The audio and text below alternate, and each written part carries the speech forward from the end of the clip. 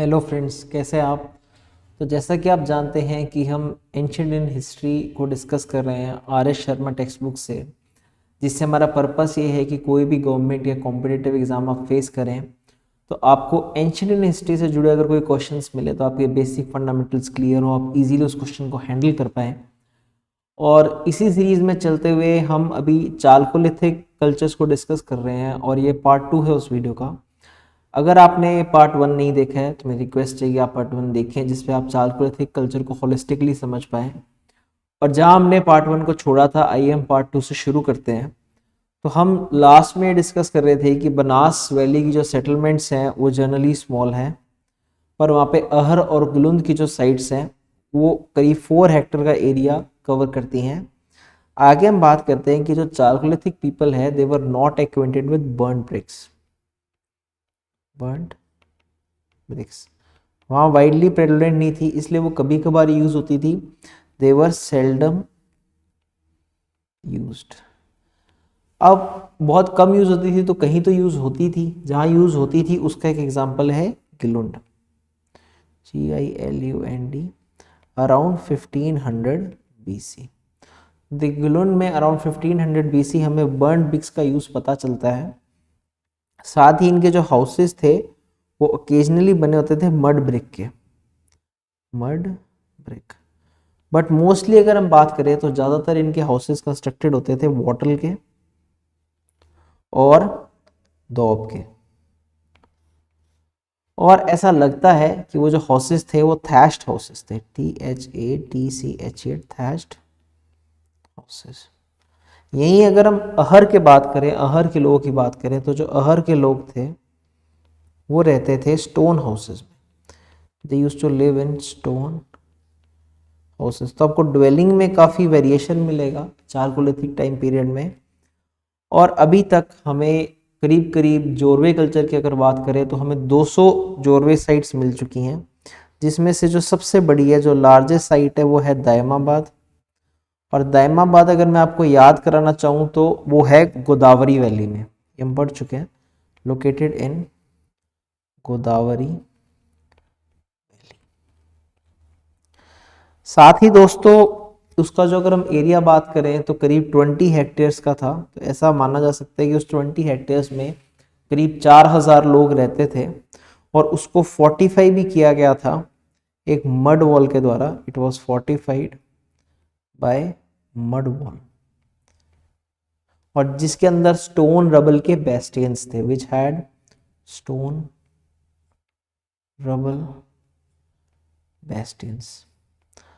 अब हम दायमाबाद को इतना डिस्कस कर रहे हैं तो वो किस चीज़ के लिए फेमस थी, तो वो फेमस इस चीज़ के लिए थी, वहाँ से जो रिकवर करे कई सारे ब्रॉन्ज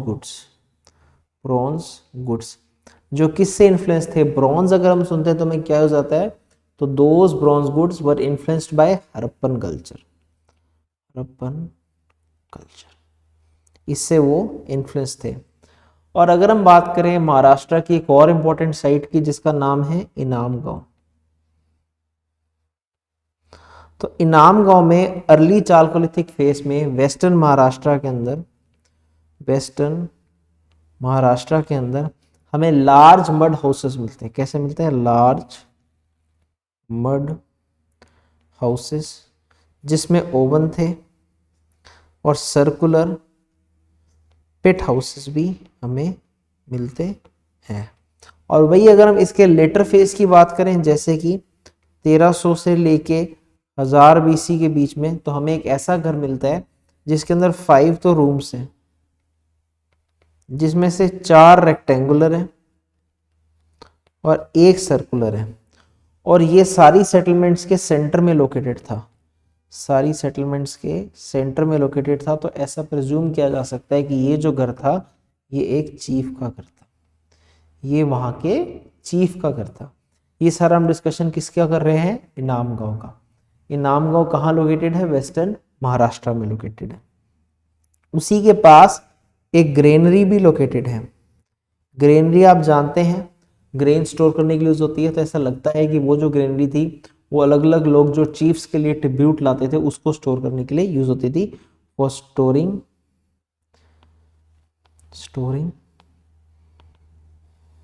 ट्रिब्यूट्स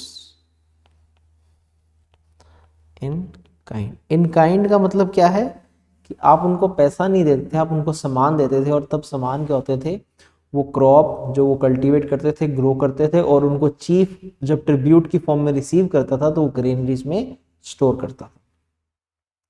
तो इनाम गांव बेसिकली एक लार्ज चालकोलिथिक सेटलमेंट था जिसमें 100 से ज़्यादा घर मिलते हैं, बहुत सारे ग्रेव साइट्स मिलते हैं। ये फोर्टिफाइड भी था, ये फोर्टिफाइड भी था और सराउंडेड भी था, सराउंडेड बाय अ मोट।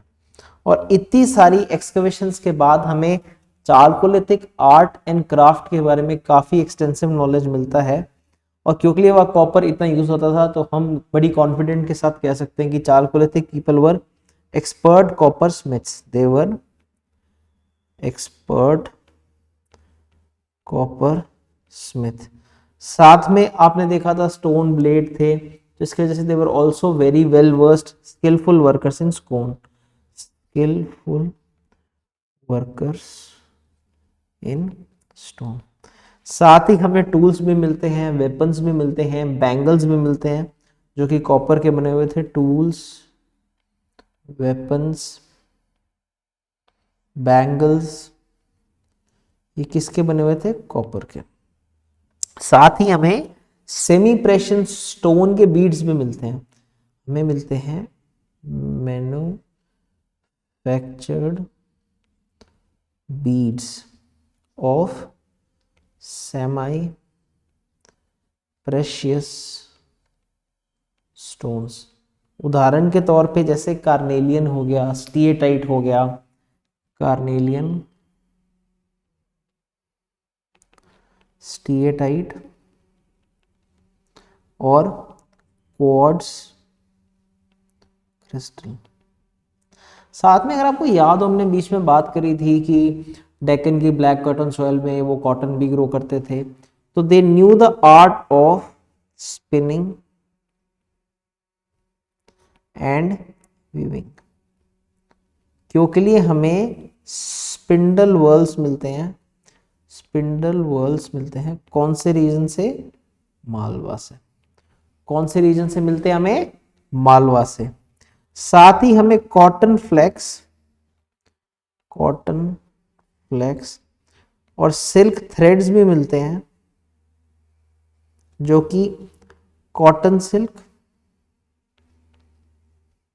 और सेमल सिल्क जो कि कॉटन ट्री से आता है, बने हुए थे। और ये मिलते कहाँ हैं हमें, महाराष्ट्र में। इससे पता चलता है they also had expertise in manufacturing cloth, they had expertise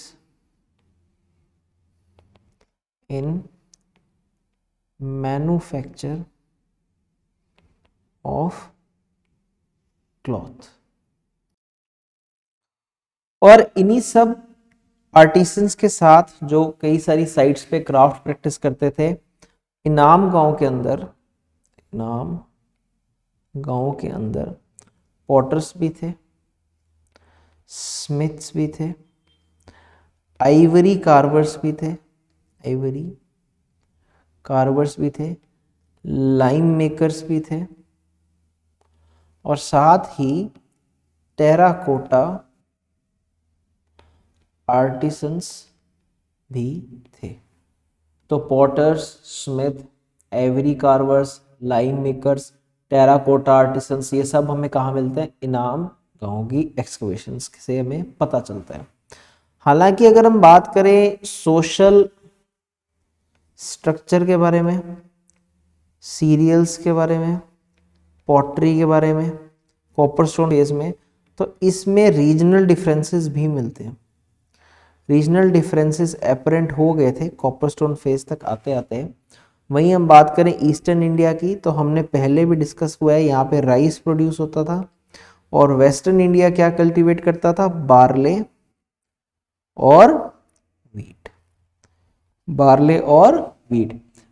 अब अगर हम क्रोनोलॉजिकली बात करें, टाइम पीरियड की बात करें, तो कुछ सेटलमेंट्स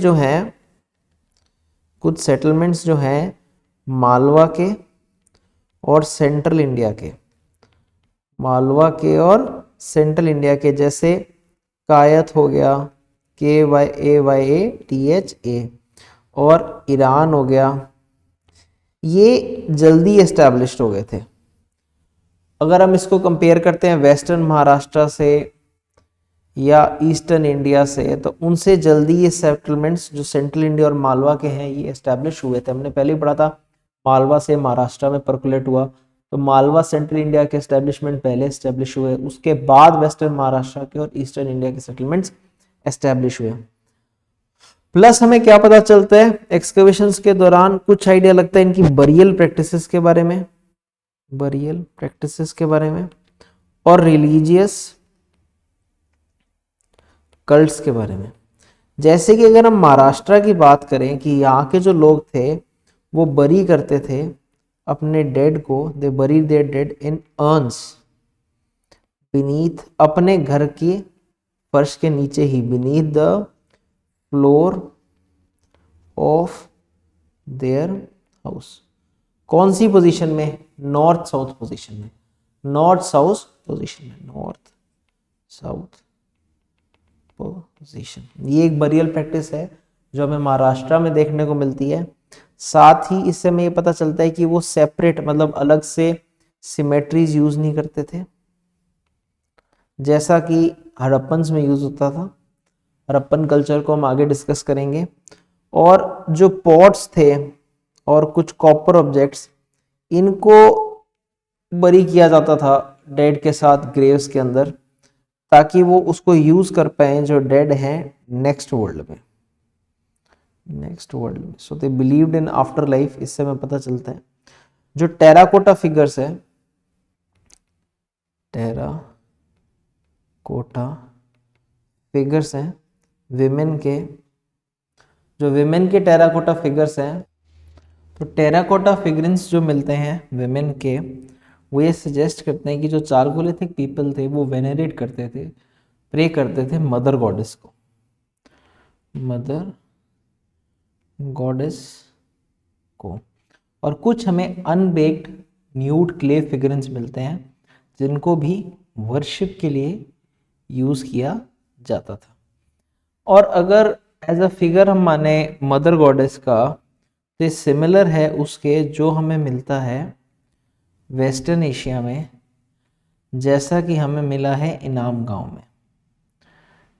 ये फिगरेंस सिमिलर हैं जैसे कि हमें मिलता है वेस्टर्न एशिया में और जैसा कि हमें मिलता है इनाम गांव में। वहीं अगर हम मार्क करें मालवा की और राजस्थान की, मालवा आप जानते ही हैं एमपी में रीजन है। मालवा और राजस्थान की बात करें तो यहाँ हमें मिलते हैं स्टाइलाइज्ड बुल टेराकोटास, जिससे ये हमें पता चलता है कि जो बुल था वो सिंबल था एक रिलीजियस कल्ट का, symbol of a religious cult, वो सिंबल था रिलीजियस कल्ट का। ये हमें मिलता है मालवा में और राजस्थान में। जितनी ये दोनों सेटलमेंट हैं, दोनों सेटलमेंट पैटर्न है जो, और जो बरियल प्रैक्टिसेस हैं, बरियल प्रैक्टिसेस, ये सजेस्ट करते हैं कि शुरुआत हो चुकी थी सोशल इनइक्वालिटीज़ की, सोशल इनइक्वालिटीज़ की चालकोलिथिक सोसाइटी में। एक सेटलमेंट की hierarchy, a kind of settlement hierarchy भी हमें दिखती है, हायरार्की विजिबल है कई सारे जोरवे सेटलमेंट्स में। और जोरवे सेटलमेंट्स कौन सी स्टेट में थी? महाराष्ट्र में, ये आप जानते ही हैं। ये जो साइट्स थे कुछ इतने लार्ज थे कि वो 20 हेक्टेयर तक का एरिया कवर करते थे, पर बाकी जो ज़्यादातर साइट्स थे वो 5 हेक्टेयर या उससे लेस एरिया कवर करते थे। इससे हमें पता चलता है कि यहाँ पे 2 टियर हैबिटेशंस थे, 2 टियर हैबिटेशंस थे। जो साइज में डिफरेंस है सेटलमेंट्स के, जो साइज में डिफरेंस है सेटलमेंट्स के, उससे पता चलता है जो लार्जर सेटलमेंट्स थे वो स्मॉलर पे डोमिनेट करते थे, larger settlements dominated smaller ones। Larger settlements smaller settlements को डोमिनेट करते थे। हालांकि बोथ जो बड़ी सेटलमेंट्स थे और जो छोटे सेटलमेंट्स थे उसमें जो चीफ थे और उनके परिवार के लोग थे, हिज किन्समैन, ये रहते थे रेक्टेंगुलर हाउसेस में और ये डोमिनेट करते थे बाकी को जो कि रहते थे सर्कुलर हाउसेस में। जो चीफ और उसके किन्समैन थे वो रहते थे रेक्टेंगुलर हाउसेस में। यही हम अगर इनाम गांव की बात करें, इनाम गांव की बात करें तो जो क्राफ्टमैन थे, क्राफ्ट्समैन, वो रहते थे वेस्टर्न फ्रिंजेस पे, सेटलमेंट के वेस्टर्न किनारों पे रहते थे। और वहीं जो चीफ था वो प्रोबेबली रहता था सेंटर में। इससे हमें पता चलता है कि इनहैबिटेंट्स के बीच में सोशल डिस्टेंस था, सोशल डिस्टेंस था। और वहीं जो ग्रेव्स हैं, ग्रेव्स कहाँ के, एक तो चंदोली के और नवासा के। अब आपको याद हो गया होगा कि चंदोली और जो नवासा है वो कहाँ के सेटलमेंट्स थे, वो सेटलमेंट्स थे वेस्टर्न महाराष्ट्र के। वहाँ पे हमें पता चलता है कि कुछ जो चिल्ड्रन थे, बच्चे थे, उनको बरी किया गया था कॉपर बेस्ड नेकलेसेस के साथ अराउंड देयर नेक, प्लस कुछ other grave goods consisting only of pots. तो इनाम गांव के अंदर एक एडल्ट है जिसको पॉटरी और कुछ कॉपर के साथ बरी किया गया था। वैसे ही एक हाउस है कयाथ में जहां पे 29 कॉपर बैंगल्स और 2 यूनिक एक्सिस मिलते हैं। और उसी जगह पे हमें नेकलेसेस में मिलते हैं सेमी प्रेशियस स्टोन्स के, जैसे कि स्टीएटाइट और कार्नेलियन बीड्स। और ये किस में स्टोर थे, पॉट्स के अंदर। इसे पता चलता है जिनके पास ये सामान था, जो इन चीज़ों को पोजेस करते थे, वो क्या थे, एफ्लुएंट थे, रिच थे। क्रोनोलॉजिकली हम बात करें तो एक स्पेशल नोट है कि जो गानेश्वर की साइट है, गानेश्वर में जो एक साइट है, गानेश्वर सॉरी, ये लोकेटेड थी close to rich copper mines, rich copper mines के पास लोकेटेड थी in Sikar Jhunjhunu area, Sikar Jhunjhunu area of Khetri copper belt. Khetri mines हम इन्हें कहते हैं आज भी, Khetri copper belt in Rajasthan, Khetri copper belt in Rajasthan. तो जो कॉपर ऑब्जेक्ट्स हमें यहाँ से मिलते हैं उसमें हमें क्या क्या मिलता है, हमें एरो हेड्स भी मिलते हैं, एरो हेड्स, स्पीयर हेड्स भी मिलते हैं, स्पीयर हेड्स, हमें फिश हुक्स भी मिलते हैं, हमें कॉल्ड्स भी मिलते हैं, बैंगल्स भी मिलते हैं और हमें चिजल्स भी मिलते हैं। इनकी जो शेप है वो कई बार सिमिलर भी है जो हमें इंडस साइट में मिलते हैं। इंडस साइट मतलब इंडस वैली सिविलाइजेशन। और जो टेराकोटा केक्स हैं वो भी रिजेंबल करते हैं किसको, इंडस टाइप को, टेराकोटा केक। कई सारे हमें माइक्रोलिथ्स भी मिलते हैं, माइक्रोलिथ्स जो कि कैरेक्टरिस्टिक है किसके, चालकोलिथिक कल्चर के, चालकोलिथिक कल्चर के। प्लस हमें क्या मिलता है, occur coloured pottery, occur coloured pottery मिलती है जिसमें रेड स्लिप्ड वेयर है जिसको ब्लैक में पेंट किया गया है और बड़े बड़े उसके वास हैं, लार्जली किस शेप में है वो, वास की शेप में, वास। फिर हम बात करें अगर गानेश्वर डिपॉजिट्स की, तो गानेश्वर के डिपॉजिट्स को अगर हम टाइम पीरियड देना चाहें तो गणेश्वर डिपॉजिट्स को जो टाइम पीरियड दिया गया है वो दिया गया है 2800 से लेके 2200 BC तक, जो कि प्रीडेट करता है पहले किससे, मैच्योर हड़प्पन कल्चर से, मैच्योर हड़प्पन कल्चर से। जो गणेश्वर था वो अपने, जो गणेश्वर था वो कॉपर कहाँ से लेते थे, सोर्स करते थे, कॉपर सप्लाई करते थे किसको, हड़प्पा को, पर वहां से ज्यादा रिसीव नहीं करते थे। जो गणेश्वर थे वो पार्टली तो रहते थे एग्रीकल्चर पे, और ज्यादा उनका सबसिस्टेंस मोड किस पे था, हंटिंग पे, partly on agriculture and mostly on hunting. अब जानने वाली बात यह है कि जो गणेश्वर के लोग थे, हालांकि उनका मेन काम यही था कि वो कॉपर ऑब्जेक्ट्स बनाते थे, पर फिर भी वो अर्बनाइज नहीं कर पाए थे, दे वर अनएबल टू अर्बनाइज। जो गणेश्वर असेंबलीज थी वो ना तो प्रॉपर अर्बन थी और ना ही वो प्रॉपर ऑकर कलर्ड पॉटरी या कॉपर होड कल्चर को फॉलो करती थी। कॉपर होड कल्चर वो प्रॉपरली हम उसको इन दोनों कैटेगरीज में नहीं डाल सकते। और अगर हम बात करें गणेश्वर के माइक्रोलिथ की या बाकी स्टोन टूल्स की, तो उनको हम प्री हड़प्पन चालकोलिथिक कल्चर में डाल सकते हैं। प्री हड़प्पन चालकोलिथिक कल्चर जिसने कंट्रीब्यूट करा किसके डेवलपमेंट में, मैच्योर हड़प्पन कल्चर के डेवलपमेंट में। क्रोनोलॉजिकली कई सारी सीरीज मिलते हैं हमें चालकोलिथिक सेटलमेंट्स की इंडिया के अंदर, जो अलग अलग टाइम फेजेस को बिलोंग करती हैं। साथ ही हम बात करें इसमें से जो कुछ साइट्स हैं वो प्री हड़प्पन है, कुछ साइट्स हैं जो हड़प्पन की कंटेम्प्रेरी है उसके बराबर टाइम पीरियड में, और कुछ चीजें हैं जो हड़प्पन कल्चर के बाद मिलती हैं, पोस्ट हड़प्पन है, पोस्ट हड़प्पन है। अगर प्री हड़प्पन स्ट्रेटा की हम बात करें तो प्री हड़प्पन स्ट्रेटा में कुछ साइट्स हैं हड़प्पन जोन में जिसको हम बोलते हैं अर्ली हड़प्पन, ताकि हम उनको डिस्टिंग्विश कर सकें किससे, mature urban Indus valley civilisation से कंपेयर करने के लिए हम उनको अर्ली हड़प्पन कहते हैं। जो प्री हड़प्पन फेस है कालीबंगा का, कालीबंगन राजस्थान में, और बनवाली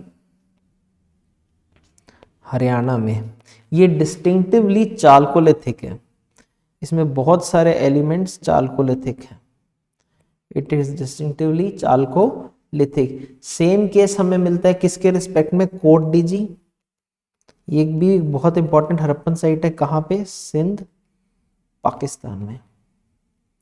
तो वहां पे भी जो अर्ली हड़प्पन स्ट्रेटा है वो डिस्टिंक्टिवली क्या है, चालकोलिथिक है। जो प्री हड़प्पन और पोस्ट हड़प्पन चालकोलिथिक कल्चर थे, प्री हड़प्पन और जो पोस्ट हड़प्पन चालकोलिथिक कल्चर थे, साथ में जो हड़प्पन के साथ में मिलते हैं जो उसके कंटेम्प्रेरी है, वो हमें मिलते हैं नॉर्दर्न इंडिया में भी, वेस्टर्न इंडिया में भी और सेंट्रल इंडिया में भी। एग्जाम्पल हम देते हैं कायथ कल्चर का, कायथ कल्चर का जिसका टाइम पीरियड था 2000 से लेके 1800 BC तक, जो कि एग्जिस्ट करता था towards the end of Harappan culture. जब हड़प्पन कल्चर खत्म हो रहा था उस टाइम पे, उस टाइम पीरियड में ये कायथ कल्चर एग्जिस्ट करता था, जो कि एक चालकोलिथिक कल्चर है। कुछ प्री हड़प्पन एलिमेंट्स भी हैं इसमें, जैसे कि पॉटरी, इसकी पॉटरी प्री हड़प्पन नेचर की है, और इसमें एविडेंस में मिलते हैं हड़प्पन इन्फ्लुएंस के, हड़प्पन इन्फ्लुएंस के। कई सारे पोस्ट हड़प्पन चालकोलिथिक कल्चर हैं इन एरियाज में, पोस्ट हड़प्पन चालकोलिथिक कल्चर हैं जो कि इन्फ्लुएंस हुए थे post urban phase of Harappan culture. आपको याद होगा हड़प्पन कल्चर एक अर्बनाइज कल्चर था, उसके खत्म होते ही अर्बन फेज खत्म हो गया था। तो जो पोस्ट हड़प्पन चालकोलिथिक कल्चर है ये post urban phase of Harappan culture से इन्फ्लुएंस्ड है, post urban phase of Harappan culture. और कई सारी बाकी चालकोलिथिक साइट्स हैं, सेवरल अदर चालकोलिथिक साइट्स जो यंगर हैं मैच्योर हड़प्पन कल्चर से, और किसी भी वे में इंडस वैली सिविलाइजेशन से कनेक्टेड नहीं है। आपस में कोई इन्फ्लुएंसेस या कनेक्शन या लेना देना उनका नहीं है। बात करें अगर हम मालवा कल्चर की, जो कि एग्जिस्ट करता था 1700 से 1200 बीसी में, जिसके एग्जाम्पल हमने पढ़े थे कि नवदतोली, ईरान, साथ में नागदा। इनको हम क्लियरली कह सकते हैं कि ये जो कल्चर्स थे ये क्या थे, नॉन हड़प्पन थे, या इनमें हड़प्पन एलिमेंट्स नहीं थे। मालवा कल्चर की कुछ साइट्स में ऐसा ही केस हमें मिलता है जोरवे कल्चर में, जो कि एग्जिस्ट करता था 1400 से 700 बीसी के बीच में, जो कि पूरा महाराष्ट्र कवर करता है एक्सेप्ट विदर्भ और कोंकण। विदर्भ और कोंकण के अलावा पूरा महाराष्ट्र कवर करता है, इसमें भी हड़प्पन एलिमेंट्स नहीं थे। फिर अगर हम बात करें सदर्न और ईस्टर्न पार्ट ऑफ इंडिया के, तो ये एग्जिस्ट करते थे इंडिपेंडेंटली ऑफ हड़प्पन कल्चर। मतलब ये हड़प्पन कल्चर पे डिपेंडेंट नहीं थे, कोई उनका लिंक नहीं था, they existed independently of Harappan culture. South India में हम करें तो इनवेरिएबली साउथ इंडिया के अंदर हमें कंटिन्यूएशन मिलता है चालकोलिथिक के अंदर, किसका, नियोलिथिक सेटलमेंट्स का। नियोलिथिक सेटलमेंट्स का जो चालकोलिथिक सेटलमेंट्स विंध्या रीजन के हैं, बिहार के हैं, वेस्ट बंगाल के हैं, वो भी हड़प्पन कल्चर से रिलेटेड नहीं है। जो चालकोलिथिक सेटलमेंट विंध्या रीजन के हैं, बिहार के हैं, वेस्ट बंगाल के हैं, वो भी हड़प्पन कल्चर से रिलेटेड नहीं है। इवेंचुअली कई तरह के प्री हड़प्पन चालकोलिथिक कल्चर ने प्रमोट किया spread of farming communities. Farming communities कहाँ पे, सिंध में, बलूचिस्तान में, राजस्थान में, और इससे कंडीशंस पैदा हुई जिससे हड़प्पन कल्चर एक अर्बन सिविलाइजेशन का राइज हुआ। मेंशन हमें इसमें देना चाहिए एक तो आमरी का, कोट डिजी का, दोनों ही लोकेटेड हैं सिंध के अंदर, कालीबंगन का और गानेश्वर का, और दोनों ही लोकेटेड है राजस्थान के अंदर। ऐसा हमें लगता है जो चालकोलिथिक फार्मिंग कम्युनिटीज हैं ये मूव करी फ्लड प्लेन्स ऑफ इंडस की तरफ, फ्लड प्लेन्स ऑफ इंडस की तरफ, और इन्होंने सीख लिया ब्रॉन्ज टेक्नोलॉजी, और इवेंचुअली ये सिटीज सेटअप कर पाए, दे सेटअप सिटीज। कुछ काम हुआ है चालकोलिथिक कल्चर की साइट्स पे मिड गैंगेटिक वैली में, मिड गैंगेटिक वैली में, जहाँ नाना करते करीब हमें 138 साइट्स मिलती हैं। अगर हम एरिया वाइज बात करें तो गंगेटिक वैली का एरिया बहुत बड़ा है, पर यहाँ सिर्फ 138 साइट्स मिलती हैं। और अगर हम साउथ इंडिया की बात करें तो वहाँ पे हमें करीब 854, साउथ इंडिया की 854 नियोलिथिक साइट्स मिलती हैं, नियोलिथिक साइट्स मिलती हैं। और इन 148 साइट्स में से जो हमें गंगेटिक वैली में मिलती हैं, सिर्फ 14 साइट्स हैं जो कि यूपी और बिहार में एक्सकवेट हुए हैं, और बहुत कम यूज उनमें मिलता है, very little use of copper.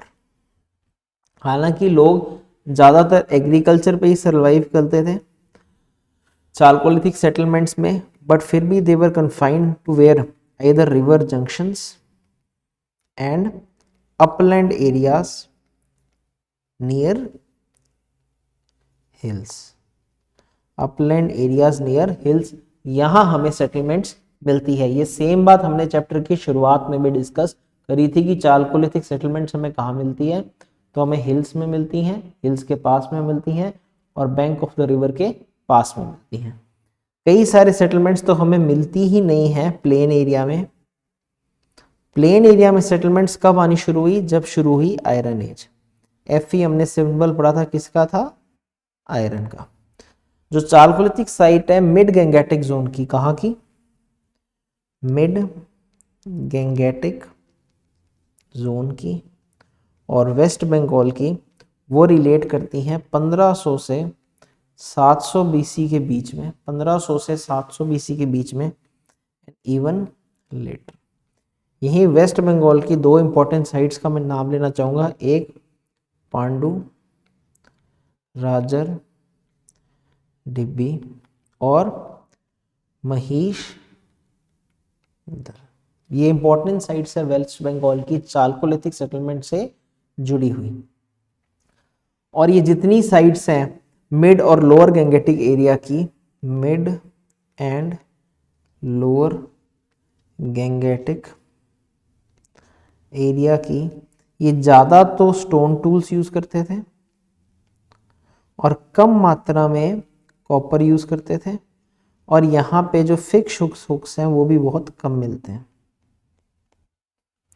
और जो चालकोलिथिक सेटलमेंट सेंट्रल और वेस्टर्न इंडिया में थी वो 1200 बीसी तक डिसअपियर हो गई, वो 1200 बीसी तक डिसअपियर हो गई।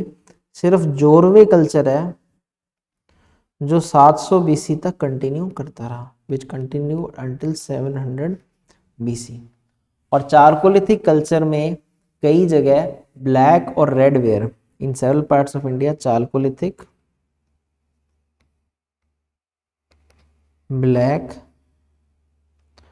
एंड रेड वेयर कंटिन्यू रहा हिस्टोरिकल टाइम्स में, और हमें कब तक मिलता है? Till 2nd century BC, 2nd century BC.